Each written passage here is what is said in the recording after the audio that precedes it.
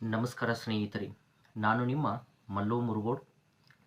ಶಿಕ್ಷಕರ ನೇಮಕಾತಿಗೆ ಸಂಬಂಧಪಟ್ಟಂತೆ ಒಂದು ಬಿಗ್ ಅಪ್ಡೇಟ್ ಬಂದಿದೆ. ಅದು ಏನೆಂದರೆ, ಶಿಕ್ಷಣ ಸಚಿವರಾದಂಥ ಶ್ರೀ ಮಧು ಬಂಗಾರಪ್ಪನವರು 18,000 ಶಿಕ್ಷಕರ ನೇಮಕಾತಿಗೆ ಶೀಘ್ರದಲ್ಲಿಯೇ ಅಧಿಸೂಚನೆಯನ್ನು ಹೊರಡಿಸ್ತೀವಿ ಅಂತೇಳಿ ಪ್ರೆಸ್ ಮೀಟ್ ಸಂದರ್ಭದಲ್ಲಿ ತಿಳಿಸಿಕೊಟ್ಟಿದ್ದಾರೆ.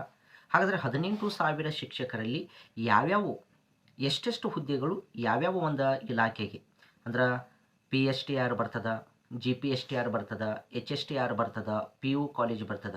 ಹಾಗಾದರೆ ಯಾವ್ಯಾವು ಒಂದು ಸ್ಕೂಲ್ಗೆ ಎಷ್ಟೆಷ್ಟು ಹುದ್ದೆಗಳು ಮೀಸಲಾಗಿದ್ದಾವ ಮತ್ತು ಕಲ್ಯಾಣ ಕರ್ನಾಟಕಕ್ಕೆ ಎಷ್ಟು ಹುದ್ದೆಗಳು, ನಾನ್ ಕಲ್ಯಾಣ ಕರ್ನಾಟಕಕ್ಕೆ ಎಷ್ಟು ಹುದ್ದೆಗಳಾಗಿದ್ದಾವ, ಅದರ ಜೊತೆಗೆ ಅನುದಾನಿತ ಶಾಲಾ ಕಾಲೇಜುಗಳಲ್ಲಿ ಎಷ್ಟು ಹುದ್ದೆಗಳು ಖಾಲಿವೆ ಅಂತಕ್ಕಂಥರ ಬಗ್ಗೆ ಈ ಒಂದು ವಿಡಿಯೋದಲ್ಲಿ ನಾವು ನೋಡೋಣ. ಹಾಗಾದರೆ ಈಗಾಗಲೇ ಶಿಕ್ಷಣ ಸಚಿವರು ಪ್ರತಿಯೊಂದು ಪ್ರೆಸ್ ಮೀಟ್ ಸಂದರ್ಭದಲ್ಲಿ 18,000 ಶಿಕ್ಷಕರನ್ನು ನಾವು ಅತಿ ಶೀಘ್ರದಲ್ಲಿನ ಏನು ಮಾಡ್ತೀವಿ ಅಂದ್ರೆ ನೇಮಕಾತಿಯನ್ನು ಮಾಡ್ತೀವಿ. ನವೆಂಬರ್ ಕೊನೆಯಲ್ಲಿ TET ಪರೀಕ್ಷೆಯನ್ನು ಅಧಿಸೂಚನೆ ಹೊರಡಿಸಿ, ನಾವು TET ಪರೀಕ್ಷೆಯನ್ನು ಅತಿ ಶೀಘ್ರವಾಗಿ ಪರೀಕ್ಷೆಯನ್ನು ನಡೆಸಿ, ನಂತರ CET ಪರೀಕ್ಷೆಯನ್ನು ಮಾಡಿ ಮುಂದಿನ ಒಂದು ಶೈಕ್ಷಣಿಕ ವರ್ಷದಲ್ಲಿ ಅವರಿಗೆ ಕರ್ತವ್ಯಕ್ಕೆ ಹಾಜರಾಗಲು ಅನುಕೂಲವಾಗುವಂತೆ ನೇಮಕಾತಿಯನ್ನು ಮಾಡ್ತೀವಿ ಅಂತೇಳಿ ಶಿಕ್ಷಣ ಸಚಿವರು ತಿಳಿಸಿದ್ದಾರೆ.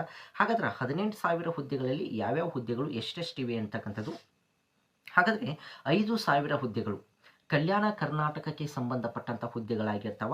ಆ 5,000 ಹುದ್ದೆಗಳಲ್ಲಿ PSTR ಎಷ್ಟಿರ್ತದ, GPSTR ಎಷ್ಟು, HSTR ಎಷ್ಟು ಅಂತಕ್ಕಂಥರ ಬಗ್ಗೆ ಇನ್ನೂ ಪ್ರತ್ಯೇಕವಾಗಿ ಏನು ಮಾಡಿಲ್ಲ ಅಂದ್ರೆ ಹುದ್ದೆಗಳನ್ನು ನೀಡಿಲ್ಲ. ಕಲ್ಯಾಣ ಕರ್ನಾಟಕಕ್ಕೆ ಸಂಬಂಧಪಟ್ಟಂಗೆ 5,000 ಹುದ್ದೆಗಳನ್ನು ನಾವೇನು ಮಾಡ್ತೀವಿ ಅಂದರೆ ಫಿಲಪ್ ಮಾಡ್ತೀವಿ ಅಂತೇಳಿ ಶಿಕ್ಷಣ ಸಚಿವರು ತಿಳಿಸಿದ್ದಾರೆ.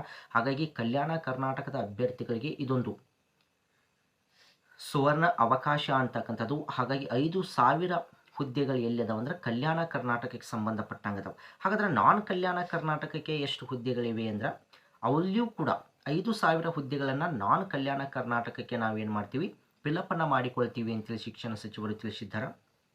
ಅದರ ಜೊತೆಗೆ ಎಡೆಡ್ ಸ್ಕೂಲ್ಗೆ ಸಂಬಂಧಪಟ್ಟಂತೆ 5,000 ಶಿಕ್ಷಕರ ನೇಮಕಾತಿಗೂ ಕೂಡ ನಾವು ಏನು ಮಾಡ್ತೀವಿ ಅನುಮತಿಯನ್ನು ನೀಡಿದ್ದೀವಿ. ಹಾಗಾಗಿ ಅವರನ್ನು ಕೂಡ ಎಡೆಡ್ ಸ್ಕೂಲ್ಗೂ ಕೂಡ ಏನು ಮಾಡಲಾಗ್ತದೆ ಅಂದರೆ ಶಿಕ್ಷಕರನ್ನು 5,000 ಶಿಕ್ಷಕರನ್ನ ನೇಮಕಾತಿ ಮಾಡಿಕೊಳ್ತೀವಿ ಅಂತಕ್ಕಂಥದ್ದು. ಇಲ್ಲಿಗೆ 5,000 ಕಲ್ಯಾಣ ಕರ್ನಾಟಕ, 5,000 ನಾನ್ ಕಲ್ಯಾಣ ಕರ್ನಾಟಕ, 5,000 ಎಡೆಡ್ ಸ್ಕೂಲಿಗೆ ಸಂಬಂಧಪಟ್ಟಂತೆ ಟೋಟಲ್ 15,000 ಆಯಿತು. ಇನ್ನು ಉಳಿದಂಥ ಪದವಿ ಪೂರ್ವ PU ಕಾಲೇಜಿನ ಉಪನ್ಯಾಸಕರಿಗೆ ಸಂಬಂಧಪಟ್ಟಂತೆ ನೇಮಕಾತಿಯನ್ನು ಮಾಡ್ತೀವಿ ಅಂತಕ್ಕಂಥರ ಬಗ್ಗೆಯೂ ಕೂಡ ಅವರು ತಿಳಿಸಿದ್ದಾರೆ ಅಂತಕ್ಕಂಥದ್ದು. ಹಾಗಾದರೆ ಯಾರೆಲ್ಲ PU ಕಾಲೇಜಿನ ಲೆಕ್ಚರರ್ ಹುದ್ದೆಗೆ ಓದ್ತಿದ್ದೀರಲ್ಲ ಅವರು ಮತ್ತಷ್ಟು ನೀವೇನು ಮಾಡಬೇಕಂದ್ರೆ ನಿಮ್ಮ ಸ್ಟಡಿಯನ್ನು ಚುರುಕುಗೊಳಿಸ್ತಕ್ಕಂಥ ಕೆಲಸವನ್ನು ಮಾಡಬೇಕು. ಏಕೆಂದರೆ ಇದರ ಜೊತೆಗಿನ PU ಕಾಲೇಜಿನ ಉಪನ್ಯಾಸಕರ ಹುದ್ದೆಯನ್ನು ಕೂಡ ನಾವೇನು ಮಾಡ್ತೀವಿ ಅಂದ್ರೆ ತುಂಬಿಕೊಳ್ತಕ್ಕಂಥ ಕೆಲಸವನ್ನು ಮಾಡ್ತೀವಿ ಅಂತಕ್ಕಂಥರ ಬಗ್ಗೆ ಶಿಕ್ಷಣ ಸಚಿವರು ತಿಳಿಸಿದ್ದಾರೆ ಅಂತಕ್ಕಂಥದ್ದು. ಈಗಾಗಲೇ ನಿಮ್ಗೆ PU ಕಾಲೇಜಿಗೆ ಆರ್ಥಿಕ ಇಲಾಖೆಯು 814 ಹುದ್ದೆಗಳಿಗೆ ಏನು ಮಾಡಿದೆ ಅಂದ್ರೆ ಅನುಮತಿಯನ್ನು ನೀಡಿದೆ ಅಂತಕ್ಕಂಥದ್ದು. ಈಗ ಪ್ರೆಸೆಂಟ್ 814 ಹುದ್ದೆಗಳಿಗೆ ಮಾತ್ರ ಅಧಿಸೂಚನೆಯನ್ನು ಹೊರಡಿಸ್ತಕ್ಕಂಥ ಸಾಧ್ಯತೆ ಇದೆ ಅಂತಕ್ಕಂಥದ್ದು.